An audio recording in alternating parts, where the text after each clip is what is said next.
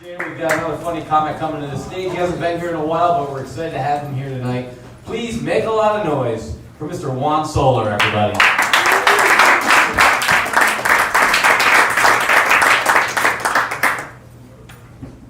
So this is nice, right? This is nice.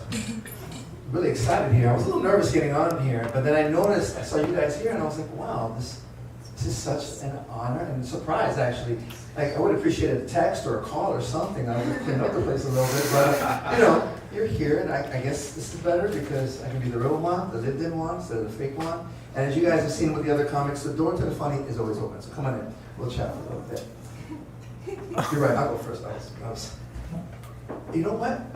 Here we go, we'll talk about this. 2 weeks ago, I came here for the first time to do an open mic, and it was horrible. It was horrendous. I believe the terminology is I bombed.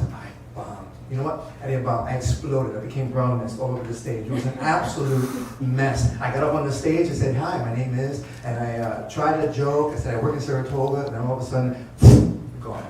Couldn't remember a thing. I forgot everything. It's not that I couldn't remember what I wanted to say. I forgot who I was, where I was, what gender or species I identified with. It was an absolute mess. Horrible. I had an inner struggle with myself. My mind, my body was like, what are you doing? What are you doing? And I responded with, duh. Exactly, go. Get off the stage. And I did.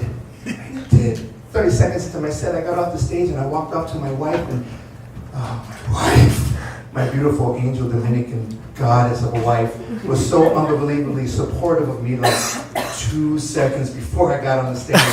And I got off the stage in complete humiliation and defeat. And the first thing I said to her was, I can't believe that happened. And for 10 minutes, we didn't look at each other, we didn't acknowledge each other, we didn't say a thing. Do you have any idea what that feels like?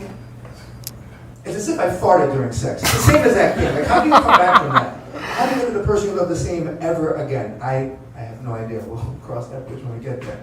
People always say there's a silver lining to everything, and that was low. That was rock bottom.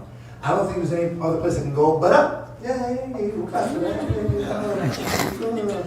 I mean up, I mean upstairs to the Chinese restaurant, because it's probably the only place I'm going to be able to work. Let me paint a picture for you. Like I said, I work here in Saratoga, and word travels fast. And with my luck, it's out of context. And let me paint a picture. Let me Bob Ross this thing for you. I am a professional photographer and videographer. And in my line of work, we use terms like shooting and capturing. So picture this. A bearded, dark-skinned man with an occasional accent known for shooting and capturing is now also known for bombing. And, I don't really picture my 20-year business plan working out the way I really want it to be, but it's okay.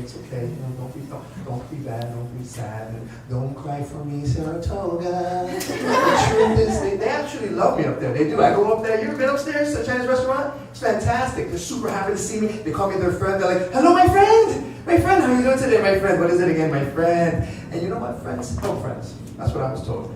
So I can picture right now, I'll be over there making some rice and beans and egg rolls, having some sweet and sour sauce con sofrito. They'll call me the brown dragon. I'll teach them some salsa. They'll teach me some kung fu. We'll hit every stereotype in the book. It will be amazing. It'll be so good.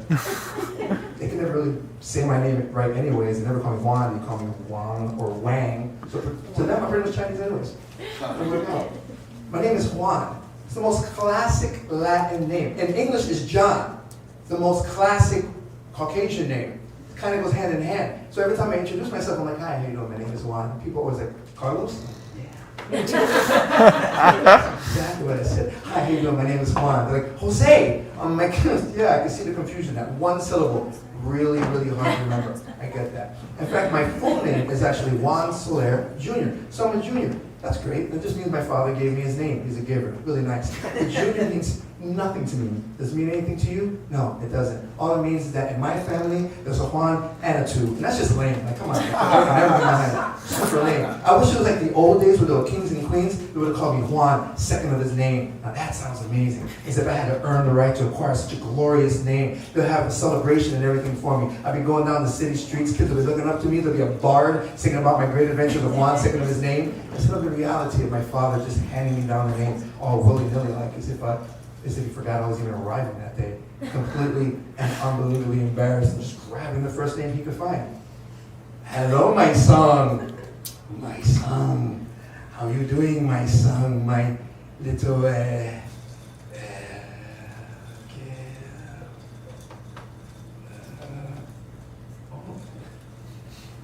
Juan. Thank you guys. I'm Juan.